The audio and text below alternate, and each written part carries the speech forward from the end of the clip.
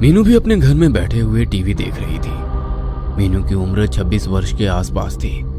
अभी मीनू आराम से टीवी पर सास बहू का नाटक देख रही थी। अचानक उसके फोन की रिंग बज उठी।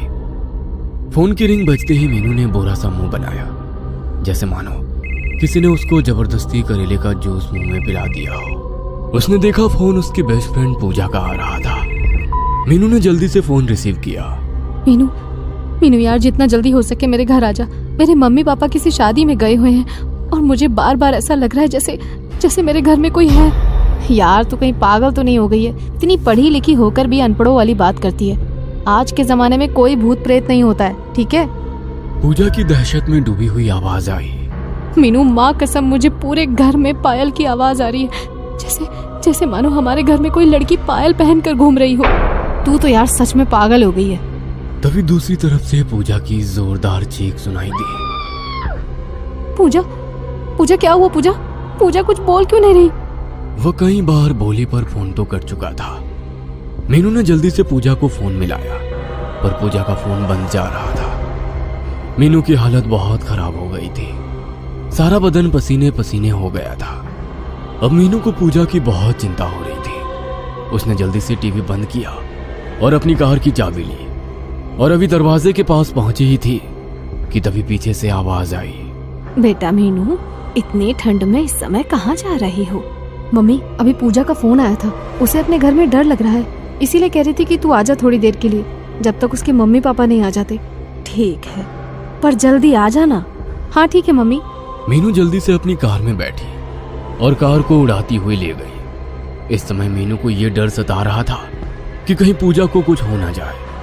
मीनू ने पूजा के घर के आगे अपनी कार रोकी और जल्दी से भागते हुए दरवाजे पर पहुंची। दरवाजे पर हाथ मारा तो दरवाजा खुलता चला गया।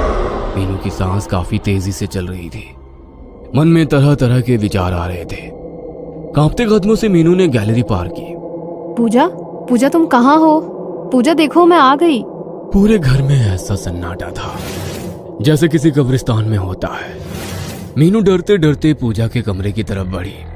मीनू ने जैसे ही पूजा के रूम में पैर रखा, तभी एकदम से रूम की लाइट चली गई, पर खिड़की से थोड़ा बहुत प्रकाश रूम के अंदर आ रहा था। शायद वो प्रकाश बाहर लगे खंभों पर लगी लाइट से आ रहा था। मीनू को ऐसा लगा मानो उसके जिस्म से जान निकल गई हो। मीनू का सारा जिस्म पसीने से नहा गया। रूम के अंदर इजी चेयर पर कोई बैठा हुआ था और इजी चेयर चर चर की आवाज कर रही थी, जो वातावरण को और भी डरावना बना रहा था। मीनू आहिस्ता आहिस्ता इजी चेयर की तरफ बढ़ी। अभी वो मुश्किल से 5 कदम की दूरी पर ही पहुंची थी कि किसी ने मीनू का दायां पैर पकड़ लिया। मीनू ने महसूस किया पकड़ने वाले के हाथ बर्फ की तरह ठंडे हैं। मीनू को पैर पर कुछ चिपचिपा सा महसूस हुआ। मीनू अपने स्थान पर खड़ी की खड़ी रह गई। आंखों में मौत का खौफ उसको साफ दिखाई दे रहा था। उसकी आवाज गले में कहीं अटक सी गई थी। मीनू ने हिम्मत करके अपना पैर छुड़वाया। जब पीछे मुड़कर नीचे देखा तो कोई भी नहीं था। अपने पीछे किसी को ना पाकर उसे ऐसा लगा जैसे उसकी सांस में सांस आई। फिर मीनू सीधी हुई तो क्या देखती है, इजी चेयर बिल्कुल खाली थी। अभी थोड़ी देर पहले इस पर कोई था, पर अब कोई नहीं है। मीनू को अब बहुत डर लग रहा था। उसने सोचा एक बार पूजा मिल जाए तो मैं इस मनहूस घर से निकल जाऊं। मीनू जल्दी से कमरे से बाहर निकलकर ड्राइंग रूम में आ गई। मीनू ने चारों तरफ देखा, पूरा ड्राइंग रूम खाली पड़ा है। यार क्या करूं अब? इसी सोच के साथ मीनू ने ड्राइंग रूम के बीचों बीच खड़ी होकर आवाज लगाई, पूजा। आवाज पूरे घर में गूंज उठी क्योंकि सारा घर खाली था। फिर अगले पल अचानक मेन डोर की बेल बज उठी। मीनू ने अपने फोन की टॉर्च ऑन की और मेन डोर की तरफ बढ़ी। डरते डरते मीनू मेन डोर के पास पहुंची और मेन डोर ओपन किया। तभी मीनू को ड्राइंग रूम से किसी लड़की के गुर्राने की आवाज सुनाई दी। मीनू ने फोन की टॉर्च ड्राइंग रूम की तरफ कर दी। सामने ड्राइंग रूम के बीचों बीच एक लड़की खड़ी थी जो ऊपर से नीचे तक सफेद कपड़े पहने हुए थी। मीनू ने जैसे ही उस लड़की को देखा तो उसकी आंखें फटी की फटी रह गई। एकदम से उस लड़की ने मीनू की तरफ दौड़ लगा दी। मीनू जोर से चीखी और डर के मारे अपनी दोनों आंखें बंद कर ली। अगले ही पल किसी ने मेन डोर ओपन किया और उसमें से एक युवक अंदर आया। उसने देखा मीनू दीवार के सहारे खड़ी है। उस युवक ने मीनू को आवाज दी, मीनू तुम चीखी क्यों? जैसे ही मीनू ने उस युवक की आवाज सुनी तो उसकी जान में जान आई। देव, तुम कब आए? जब तुम चीखी तभी आया था। मैंने सोचा पता नहीं क्या हो गया। मीनू ने काफी देर बाद महसूस किया कि ड्राइंग रूम में लाइट आ चुकी है। देव, यहाँ ड्राइंग रूम के बीचों बीच एक लड़की खड़ी थी। दोनों हाथ खून से सने हुए थे। वो लड़की मेरी तरफ भाग कर आ रही थी। तभी डर के मारे मेरे मुंह से चीख निकल गई। देव सारी बात समझते हुए बोला, मीनू क्या तुम पागल तो नहीं हो गई? आज के जमाने में कोई भूत प्रेत नहीं होते। मेरी बात का यकीन करो देव। कैसे करूं? इस दुनिया में भूत नाम की कोई चीज नहीं होती। देव, मैं भी नहीं मानती थी कि भूत प्रेत जैसे कुछ होते हैं, पर आज मैंने अपनी आंखों से देखा और खुद महसूस किया इन सब चीजों को। पर मीनू तुम यहाँ पूजा के घर क्या कर रही हो? मीनू ने देव को फोन पर हुई पूजा के साथ सारी बात बता दी, जिसे सुनकर एक बार तो देव भी परेशान हो गया। उसका भी दिमाग काम नहीं कर रहा था, क्योंकि जितना देव मीनू को जानता है उस हिसाब से मीनू भी भूत प्रेत में विश्वास नहीं करती थी। देव कुछ सोचते हुए बोला, मीनू तुमने पूजा का फोन ट्राई किया? घर पर ट्राई किया था, पर तब बंद जा रहा था। देव ने जल्दी से अपना फोन निकाला और पूजा के मम्मी पापा को फोन किया और यहाँ की सारी घटना बता दी। उसके बाद पूजा के मम्मी पापा शादी का प्रोग्राम बीच में ही छोड़कर अपने घर आने लगे। देव और मीनू दोनों ने मिलकर पूजा का पूरा घर छान मारा, पर पूजा का कोई नामो निशान ना मिला। मीनू, पूजा को पूरे घर में ढूंढ लिया पर वो नहीं मिली। मीनू भी सोच में पड़ गई, क्योंकि जब वो पूरे घर में नहीं मिली तो फिर वो कहाँ गई? हमें शायद पुलिस को फोन करना चाहिए।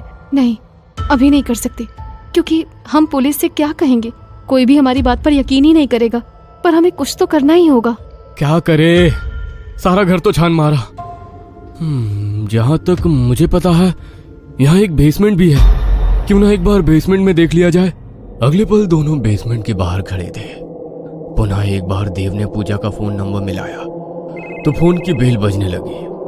पूरे बेसमेंट में शमशान सा सन्नाटा फैला हुआ था, जिस कारण पूजा के फोन की रिंगटोन पूरे बेसमेंट में गूंज रही थी। रिंगटोन की आवाज नीचे बेसमेंट में से आ रही थी। अगले ही पल रिंगटोन बजनी बंद हो गई। देव ने मीनू की तरफ देखा, जैसे पूछ रहा हो कि नीचे चलने के लिए तैयार हो। मीनू के आगे कोई रास्ता नहीं था। वो अपनी बेस्ट फ्रेंड को ऐसे छोड़कर नहीं जा सकती थी। उसने नीचे जाने का फैसला किया। अगले ही पल दोनों बेसमेंट में दाखिल हुए। बेसमेंट काफी गंदा हो रखा था। सारा सामान यूं ही बिखरा पड़ा हुआ था। बेसमेंट में काफी अंधेरा हो रहा था। ऐसा लग रहा था जैसे बेसमेंट में एक जमाने से कोई नहीं आया होगा। देव और मीनू ने अपने फोन की टॉर्च ऑन की। देव और मीनू को किसी के हंसने की आवाज आई। दोनों ने उस दिशा में देखा। दीवार से कोई लड़की नीचे उतर रही थी। अंधेरा काफी होने के कारण देव वो मीनू को साफ दिख नहीं रहा था। उसने सफेद कपड़े पहन रखे थे। हाथों से लगातार खून निकल रहा था। चेहरा साफ नहीं दिखाई दे रहा था। मीनू ने जल्दी से देव की बाजू पकड़ ली। देव, ये वही लड़की है जिसे मैंने ऊपर ड्राइंग रूम में देखा था। मीनू का सारा जिस्म सूखे पत्ते की तरह कांप रहा था। एक बार फिर आंखों में मौत का खौफ छा गया था। देव की भी हालत खराब हो रही थी, पर वो जानता था अगर इस समय खुद को ना संभाला तो कुछ भी हो सकता है। देव ने हिम्मत करके पूछा, कौन हो तुम? लड़की धीरे धीरे देव और मीनू की तरफ बढ़ रही थी, जैसे मानो पैरों में मेहंदी लगी हो। उस लड़की के हाथ से अब भी लगातार खून निकल रहा था। जैसे जैसे लड़की दोनों के करीब आ रही थी, वैसे वैसे दोनों को अपनी सांसें रुकती सी महसूस हो रही थी। देव ने फिर हिम्मत करके पूछा, कौन हो तुम? ये मेरा घर है, तुम सब मेरे घर से निकल जाओ। ये घर मेरी दोस्त पूजा का है। अगर 1 मिनट में तुम मेरे घर से नहीं गए तो अपनी मौत के खुद जिम्मेदार होगे। हम इस घर से कहीं नहीं जाएंगे। लड़की ने इस प्रकार दोनों हाथ उठाए जैसे कुछ कर रही हो। अगले ही पल एक लकड़ी की कुर्सी उड़ते हुए देव और मीनू के सिर पर जा लगी। दोनों नीचे फर्श पर जा गिरे। दोनों ने जैसे ही अपना अपना फोन उठाया, अगले ही पल एक तेज धार चाकू उड़ता हुआ सीधा देव के फोन वाले हाथ में लगा। चाकू देव के हाथ के आर पार हो गया। देव अपना हाथ पकड़कर तड़पने लगा। उसके हाथ से खून निकल रहा था। देव ने तड़पते हुए कहा, मीनू जल्दी से फोन की टॉर्च बंद करो। मीनू ने जल्दी से फोन की टॉर्च बंद की और देव का हाथ पकड़कर सीढ़ियों की तरफ भागी। देव हाथ में चाकू लगने के बावजूद भी लगातार भागे जा रहा था, क्योंकि उसे पता था बेसमेंट में एक पल भी रुकना अपनी मौत को न्योता देने के बराबर है। देव व मीनू को अपने पीछे सामान फेंकने की आवाज आ रही थी। दोनों में से एक ने भी पीछे मुड़कर देखने की कोशिश नहीं की। ऊपर आते ही दोनों को अपनी उड़ती हुई सांसों को काबू करने में 2 मिनट का समय लगा। अगले ही पल पूजा के घर के बाहर एक कार आकर रुकी। उस कार में कोई और नहीं बल्कि पूजा के मम्मी पापा थे। देव व मीनू भागते हुए कार के पास पहुंचे। प्रदीप और सीमा ने जब देखा कि देव के हाथों में एक चाकू आर पार हो रहा है तो उनके होश उड़ गए। देव बेटा, ये क्या हो गया? तुम्हारे हाथ में चाकू लगा है। ये सब किसने किया? अंकल और आंटी, मैं आपको सब बता दूंगा। आप पहले मेरी बात ध्यान से सुने। ये घर आपने कब लिया था? प्रदीप व सीमा दोनों एक दूसरे को देखने लग गए, जैसे एक दूसरे से पूछ रहे हो कि इन दोनों को सच बताया जाए या नहीं। अंकल और आंटी, आपके चेहरे देखकर कुछ ऐसा लग रहा है जरूर इसके पीछे कोई ना कोई राज छुपा हुआ है। बेटा, बात यह है, ये घर हमें बहुत कम दामों में मिला था। देव और मीनू दोनों चौंके बिना नहीं रह पाए। ये बात तो उस समय हमें भी समझ में नहीं आई थी। डीलर हमें इतना बड़ा घर इतना सस्ता क्यों दे रहा है? फिर तेरे अंकल ने डीलर से पूछा तो उसने बताया यहाँ का कोई भी व्यक्ति ये घर खरीदना नहीं चाहता, क्योंकि एक लड़की ने अपने परिवार के सभी लोगों को जान से मार दिया था। सबका गला काटा गया था। कहते हैं उस लड़की पर किसी भूत प्रेत का साया था। उसके बाद उस लड़की का क्या हुआ ये कोई नहीं जानता। बेटा, तुम तो जानते हो भूत प्रेत कुछ नहीं होते, ये सब आदमी का वहम होता है। उसके बाद से हम यहाँ रह रहे हैं। हमें यहाँ रहते रहते करीब 1 साल हो गया है। पर अंकल, आज उस लड़की को हम दोनों ने अपनी आंखों से देखा है। देव बेटा, इस विषय में बाद में बात करेंगे। पहले ये बताओ पूजा कहाँ है? अंकल जी, हमने सारा घर छान मारा पर हमें पूजा का कोई नामो निशान नहीं मिला। प्रदीप व सीमा दोनों इस समय बहुत परेशान नजर आ रहे थे। देव बेटा, तुम्हारी बात ठीक है, पर हम माँ बाप कैसे अपनी इकलौती लड़की को मौत के मुंह में छोड़ दे? अभी तुम ही कह रहे थे कि हमारे घर में एक लड़की है। शायद उसे अब लड़की कह देना सही नहीं है। अब ये साबित हो गया है कि वो उसी लड़की की आत्मा है जिसने अपने पूरे परिवार को जान से मार डाला था। देव बेटा, अगर ये वही घर है तो फिर वो मेरी पूजा को नहीं छोड़ेगी। मुझे मेरी बेटी को बचाना होगा। प्रदीप व सीमा दोनों अपने घर के अंदर घुस गए और दोनों जोर जोर से अपनी बेटी पूजा को आवाज देने लगे। पूजा, पूजा मेरी बेटी, तुम कहाँ हो? देव व मीनू बाहर ही खड़े थे। देव ने अपने हाथ से चाकू निकाल लिया था। देव, हमें भी अंकल आंटी जी के साथ रहना चाहिए, कहीं वो आत्मा अंकल और आंटी जी पर हमला न कर दे। देव ने सहमति में सिर हिलाया। उसके बाद दोनों भी घर के अंदर थे। अंदर जाते ही उन्हें पूजा के पापा मम्मी की आवाज सुनाई दी। पूजा बेटा, उठ जा। तुझे क्या हो गया? देखो, तुम्हारे पापा तुम्हारे पास हैं। देव व मीनू भागकर पूजा के रूम में गए तो देखा पूजा अलमारी के बाहर नीचे फर्श पर पड़ी थी। पूजा के मम्मी पापा दोनों उसे होश में लाने की कोशिश कर रहे थे। देव व मीनू को थोड़ी राहत मिली। दोनों जल्दी से भागकर पूजा के पास गए। भगवान का बहुत बहुत शुक्र है जो पूजा हमें सही सलामत मिल गई। अभी देव कुछ और कहना ही चाहता था कि छत पर लगा पंखा फर्श पर गिर गया। चारों एक साथ चौंके। अंकल, हमें जल्दी से पूजा को घर के बाहर निकालना होगा, वरना यह आत्मा हम में से किसी को भी नहीं छोड़ेगी। प्रदीप कुमार ने जल्दी से पूजा के बेहोश शरीर को उठाया और ड्राइंग रूम की तरफ चल दिया। बाकी तीनों भी प्रदीप कुमार के पीछे पीछे चल दिए।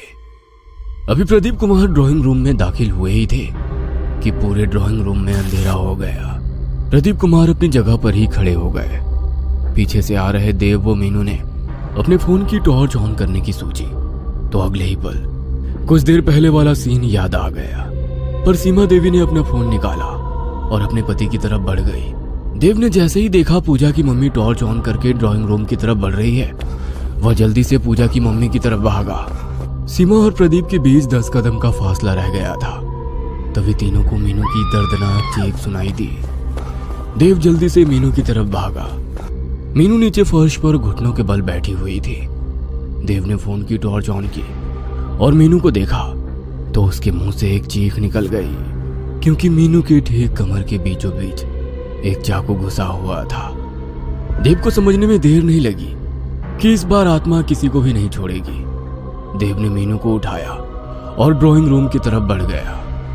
पूजा के मम्मी पापा ड्राइंग रूम पार करके गैलरी में अभी पहुंचे ही थे कि सारी गैलरी में आग लग गई। प्रदीप ने पूजा को उठाया और गैलरी पार कर ली। उसके बाद सीमा भी पूजा के पास आ गई। दोनों माँ बेटी दरवाजे के पास थी। तभी प्रदीप कुमार बोले, पूजा की मम्मी, तुम यहाँ पूजा का ध्यान रखो, मैं देव की मदद करता हूँ मीनू को लाने में। प्रदीप कुमार जल्दी से मीनू के पास पहुंचे और देव की मदद करने लगे ताकि जल्दी से इस मनहूस घर से निकल सके। अभी तीनों ड्राइंग रूम पार करने वाले थे। सारी ड्राइंग रूम में खून ही खून पड़ा था, जबकि गैलरी में आग जलनी बंद हो गई थी। सारे ड्राइंग रूम में भयानक आवाजें गूंज रही थी, जो वातावरण को और भी खौफनाक बना रही थी। अगले ही पल तीनों के चेहरे का रंग एकदम सफेद पड़ गया, जैसे किसी जहरीले सांप ने काट लिया हो। देव बेटा, थोड़ा जल्दी करो। तीनों जल्दी जल्दी दरवाजे पर पहुंचे। प्रदीप कुमार ने देखा कि सीमा और पूजा दरवाजे पर नहीं थे। प्रदीप ने सोचा शायद दोनों माँ बेटी घर से बाहर निकल गई होंगी। फिर तीनों जल्दी से दरवाजे से बाहर निकल गए। तीनों की सांस में सांस आ गई थी। तीनों को ऐसा लग रहा था जैसे उन्हें दूसरा जीवन मिला हो। प्रदीप ने पूरे रोड पर नजर दौड़ाई। दूर दूर तक न चिड़ी का बच्चा दिखाई दे रहा था। प्रदीप जल्दी से घर के अंदर गए। ड्राइंग रूम के अंदर सीमा बेहोश सोफे पर पड़ी थी। पूजा दरवाजे के पास बेहोश पड़ी थी। उसने जल्दी से पूजा को घर से बाहर निकाला और दोबारा घर के अंदर घुस गया। ड्राइंग रूम के अंदर जाने के बाद सोफा से सीमा को उठाया और जल्दी से दरवाजे पर पहुंच गया। देव और मीनू दरवाजे के बाहर खड़े थे। अंकल जी, जल्दी से बाहर आ जाइए। प्रदीप ने जैसे ही दरवाजा खोलना चाहा, पर दरवाजा नहीं खोला। प्रदीप दरवाजे को पीटने लगे। मीनू और देव भी बाहर से दरवाजा खोलने की पूरी कोशिश कर रहे थे। देव, अभी तक दरवाजा ठीक था, एकदम से अचानक कैसे जाम हो गया ये, जो खुल ही नहीं पा रहा है। तभी गैलरी में एक लड़की की आवाज गूंजी, ये मेरा घर है, जो भी मेरे घर में आएगा वो सीधा ऊपर जाएगा। अगले ही पल सारे घर में आग लग गई। सारा घर होलिका की तरह जलने लगा। 1 महीने बाद पूजा ने अपना पुराना घर, जहां उसके मम्मी पापा की डेथ हुई थी, वो घर हमेशा हमेशा के लिए छोड़ दिया था। पूजा का बहुत बुरा हाल हो गया था। अब पूजा एक फ्लैट में रहती थी। पूजा के पापा का खुद का बिजनेस था, जिसे अब पूजा खुद देख रही थी। पूजा मम्मी पापा के डेथ के बाद पूजा लगभग 10 दिन तक मीनू के घर रही थी। पूजा ने काफी मना किया था, पर मीनू के मम्मी पापा नहीं माने, क्योंकि पूजा के मम्मी पापा के सिवा उसका कोई नहीं था। कुछ एक रिश्तेदार थे, सब आए और चले गए। पूजा के साथ मीनू और उसका परिवार था, जो पूजा के इस बुरे समय में उसके साथ थे। देव ने भी काफी हद तक पूजा की संभलने में मदद की थी। पूजा के मम्मी पापा के डेथ के अगले दिन ही पुलिस आई थी। देव ने सब कुछ बता दिया था। पुलिस ने देव का बयान दर्ज करके फाइल बंद कर दी थी। देव और मीनू पूजा से मिलने अक्सर उसके फ्लैट पर जाते थे, ताकि वो अपने मम्मी पापा के दुख से बाहर निकल सके। 10 मार्च को पूजा का जन्मदिन था। वह जन्मदिन बिल्कुल भी नहीं मनाना चाहती थी, क्योंकि उसके मम्मी पापा को गुजरे 1 महीना बीत गया था। मीनू के मम्मी और पापा ने पूजा का जन्मदिन मनाने की बात कही, जिससे पूजा टाल नहीं सकी। सब लोग इसलिए पूजा का जन्मदिन मनाना चाहते थे, ताकि पूजा को उसके मम्मी पापा की कमी महसूस ना हो। पूजा को कहीं ऐसा ना लगे कि वो इस दुनिया में अब अकेली है। रात के 8 बजे पूजा ने केक काटा और बारी बारी सबको थोड़ा थोड़ा केक खिलाया। केक काटते समय पूजा की आंखों में आंसू आ गए थे। शायद उसे अपनी मम्मी पापा की याद आ गई। 10 बजे तक सबने खूब नाच गाना किया। फिर 10:30 बजे सब लोग अपने अपने घर चले गए, केवल मीनू को छोड़कर, ताकि वो पूजा के साथ मिलकर उसका काम में हाथ बटा सके। पूजा सिंक में बर्तन धो रही थी और मीनू बर्तन को कपड़े से साफ कर रही थी। पूजा खुश दिखाई दे रही थी कि उसे मीनू जैसी दोस्त मिली, जो उसके बुरे समय में भी उसके साथ खड़ी है। पूजा के चेहरे पर खुशी थी कि इतने सारे लोग उसके लिए आए थे। मीनू यार, तुम और तुम्हारा परिवार कितना अच्छा है, जो मुझ जैसी लड़की को भी अपनी लड़की की तरह प्यार करते हैं। सच बोलूं तो मैं सोच ही रही थी कि मम्मी पापा के बाद जिंदगी कैसे काटूंगी, पर अब मुझे किसी बात का गम नहीं है मेरी बहन, हम सब तेरे साथ हैं। इसी को तो दोस्ती कहते हैं। पूजा बातें करते करते बर्तन धो रही थी कि अचानक उसके मुंह से एक जोरदार चीख निकली। मीनू ने उसे पकड़कर झंझोड़ा। पूजा, पूजा क्या हो गया? तुम इतनी जोर से क्यों चीखी? पूजा ने अपने दोनों हाथ ऊपर किए, जिसे देखकर मीनू की भी चीख निकल गई, क्योंकि पूजा के दोनों हाथ खून से सने हुए थे। कोई नुकीली चीज बर्तन साफ करते समय चुभ गया था। अगले ही पल फ्लैट की लाइट चली गई। दोनों पहले ही डरी हुई थी और अब कुछ ज्यादा ही डर रही थी। तभी फ्लैट का दरवाजा खुला और एक साया अंदर आया। एक डरावनी आवाज उसके मुंह से निकली, आई एम बैक। हमें छोड़ दो प्लीज। हाँ, हमने तुम्हारा क्या बिगाड़ा है? हमें छोड़ दो। साया धीरे धीरे दोनों की तरफ बढ़ रहा था। उसके हाथ में 2 चाकू थे। पूजा और मीनू का दिमाग जैसे जाम हो गया। दोनों अपनी जगह से हिल भी नहीं पाए। अगले ही पल साया उनके बिल्कुल पास आ गया। उसने दोनों चाकू से पूजा और मीनू के पेट पर घोंप दिया। दोनों के मुंह से खौफनाक चीख निकली और दोनों नीचे फर्श पर गिर गई। अगले ही पल पूरा फ्लैट लाइट से जगमगा गया।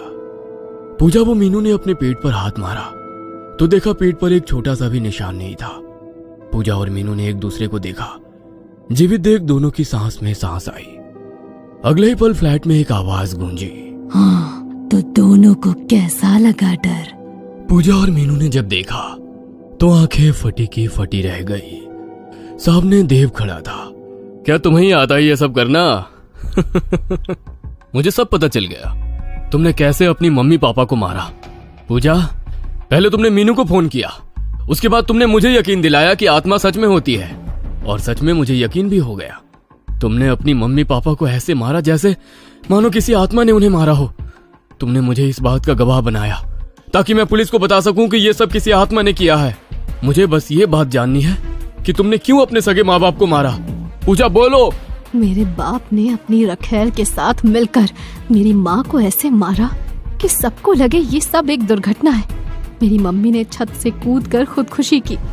ये बात मेरे बाप ने साबित कर दी, क्योंकि जिस दिन मम्मी की डेथ हुई उस दिन मेरा बाप शहर में ही नहीं था। लेकिन पूजा, तुमने 3 साल का समय क्यों लिया ये सब करने के लिए? पूजा की आंखों में आंसू आ गए। बात दरअसल ये थी कि 2 महीने पहले रात 1 बज रहा था। मेरा बाप और वो रखेल दोनों आपस में बात कर रहे थे। मैं किचन में पानी पीने गई थी। आते समय वो दोनों आपस में बातें कर रहे थे कि उन्होंने मेरी मम्मी को कैसे छत से धक्का दिया। उसके 3 महीने बाद मेरे बाप ने अपनी रखेल से शादी कर ली। मैंने एक लंबी योजना बनाई। छत से जो पंखा गिरा उसके नट बोल्ट ढीले कर दिए थे। घर में गैस का सिलेंडर खुला छोड़ा था। जब तुम दोनों घर से बाहर गए, पापा मेरी सौतेली माँ को लेने अंदर आए, तभी आग लगी। मैंने उसी समय जलती तीली उन पर फेंक दी। मैं ही चुड़ैल बन जाती थी और तुम्हें डराया था। जो चाकू मैंने तुम्हें मारे उसके लिए मैं माफी मांगती हूँ। देव, अगर तुम्हें लगता है कि हमने कुछ गलत किया है तो तुम पुलिस को बता सकते हो। तुम दोनों ने मिलकर अच्छा ड्रामा किया। तुम दोनों फ्रेंड्स का तालमेल गजब का था। पूजा, तुम्हारे पास क्लोरोफॉर्म वाला रुमाल था। तुमने सीमा को बेहोश किया ताकि वो घर के भीतर रहे, और तुम्हारे पापा जब उनको लेने अंदर जाए तब तुम आग लगा दो। तुम दोनों ने परफेक्शन के साथ पूरा घटनाक्रम को क्रियान्वित किया। उस समय मुझे समझ में नहीं आया, लेकिन फिर धीरे धीरे सब समझ गया। देव ने एक नजर दोनों को देखा और जेब से फोन निकाला। मीनू और पूजा दोनों देव को ही देख रहे थे। देव ने फोन मिलाया। कितनी जल्दी आओगे? अगले ही पल देव ने फोन काट दिया। अगले ही पल दरवाजे से एक आदमी अंदर आया। सर, ये आपका पिज्जा। अरे, अब हम तीनों दोस्त हैं, फिर मैं कैसे तुम्हारा साथ नहीं दूंगा? हाँ। दोनों ने देव को गले लगा लिया। ये कहानी आपको अच्छी लगी हो तो हमें सब्सक्राइब करें